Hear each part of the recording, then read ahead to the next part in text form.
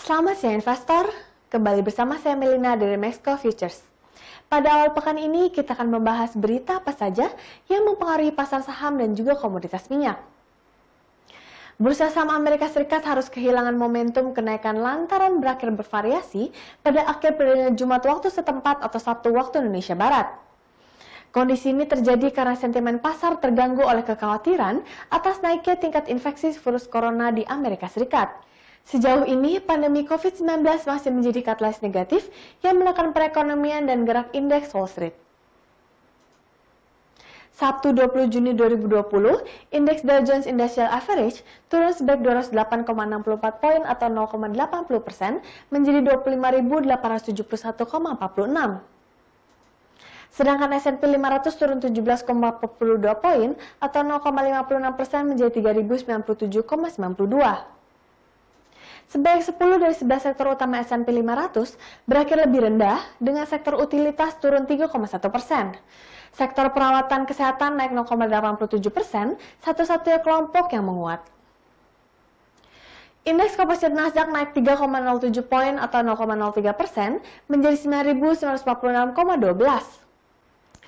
Penurunan dipicu oleh berita mengenai rencana Apple untuk menutup kembali 11 toko di North Carolina dan Arizona karena kembali meningkatnya kasus positif COVID-19 yang mencapai angka harian tertinggi di semua lokasi tersebut di samping California dan Texas.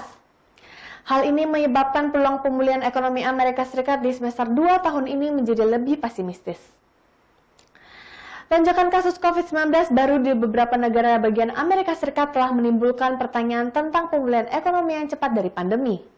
Sementara itu, lebih dari 2,2 juta kasus COVID-19 telah dikonfirmasi di Amerika Serikat dengan hampir 119.000 kematian pada Jumat sore kemarin. Sejauh ini, Amerika Serikat terus mencatat angka infeksi yang tinggi di tengah pembukaan aktivitas ekonomi. Di sisi lain, laporan terbaru Asian Development Bank memaparkan bahwa negara-negara berkembang di Asia tidak akan tumbuh pada tahun 2020 karena langkah-langkah penanggulangan untuk mengatasi pandemi COVID-19 menghambat kegiatan ekonomi di kawasan tersebut. Dalam suplemen reguler untuk publikasi ekonomi tahunannya, Asian Development Outlook 2020 memperkirakan pertumbuhan sebesar 0,1%. Perkiraan ini turun dari prediksi yang sebesar 2,2% pada bulan April dan akan menjadi pertumbuhan paling lambat sejak tahun 1961. Dalam laporan tersebut, ADB mengatakan pertumbuhan ekonomi pada tahun 2021 diperkirakan akan meningkat menjadi 2,2% seperti perkiraan pada bulan April. Tingkat produk domestik bruto pada tahun 2021 akan tetap di bawah apa yang telah dibayangkan dan di bawah tren sebelum krisis.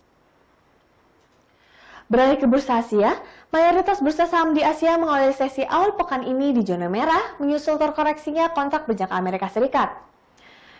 Berdasarkan data Bloomberg, mayoritas indeks di Asia memerah pada hari ini, dengan indeks Australia turun sebesar 0,79%, disusul oleh indeks Nikkei Jepang 225 yang amblas sekitar 0,36%. Koreksi Nikkei 225 dibuntuti oleh indeks Topix yang terkoreksi sebesar 0,32% pada awal sesi perdagangan.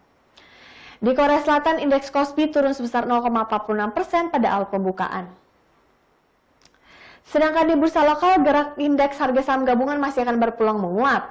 Namun demikian, pergerakannya masih akan terbatas. IHSG membutuhkan amunisi lebih baik untuk menembus level 5.000. Pekan lalu, setidaknya angin segar datang dari penurunan suku bunga acuan BI 7 hari, sebesar 25 basis poin menjadi 4,25%. Pihaknya memprediksi IHSG bergerak pada kisaran 4.865 hingga 5.097 selama pekan ini. Selain itu, terdapat tren kenaikan pada harga komoditas seperti minyak dan batu bara. Jika penguatannya berlanjut, maka bisa menjadi sentimen positif bagi pasar saham. Beralih ke berita komoditas, harga minyak mentah untuk kontrak yang ramai diperdagangkan menguat di awal pekan ini. Meski ada pengetatan pasokan dari para produsen minyak global, lonjakan kasus infeksi baru corona di berbagai negara membuat apresiasi harga minyak tidak begitu signifikan. Senin hari ini pukul 8.30 waktu Indonesia Barat, harga minyak mentah menguat tipis. Harga minyak acuan global Brent naik 0,36% ke $42,35 per barrel. Sementara di saat yang sama, harga minyak acuan Amerika Serikat juga menguat 0,2% ke level $39,83 per barrel. Reuters melaporkan di Amerika Serikat dan Kanada jumlah rig minyak dan gas alam yang beroperasi masih sangat rendah. Bahkan ketika harga minyak sudah naik dan mendorong beberapa produsen untuk memulai pengeboran. Irak dan Kazakhstan berjanji untuk lebih mematuhi pemotongan produksi minyak, namun kelompok OPEC Plus yang terdiri dari organisasi negara-negara pengekspor minyak dan sekutunya termasuk Rusia, belum memutuskan apakah akan memperpanjang periode pemangkasan pasokan sebesar 9,7 juta barel per hari. Harga minyak juga telah didukung oleh pemulihan permintaan bahan bakar global pada bulan April hingga Mei, karena negara-negara di seluruh dunia mulai kembali melanjutkan kegiatan ekonominya. Gelombang kedua wabah menjadi ancaman bagi aktivitas perekonomian pada saat ini. Jika lockdown kembali diterapkan dan ruang gerak menjadi terbatas, permintaan bahan bakar akan semakin turun.